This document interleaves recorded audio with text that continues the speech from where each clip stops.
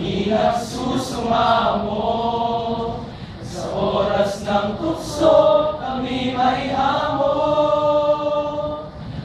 Aming dunong at lakas ng ialay sa iyo. Sa amin ang siyang nagbigay buhay. Kasama ni Maria, aming ina, sa lahat ay pinagpala. Hinihiling namin ito sa ngalan mong banal. Walhati sa Ama, sa Anak at sa Diwang Banal.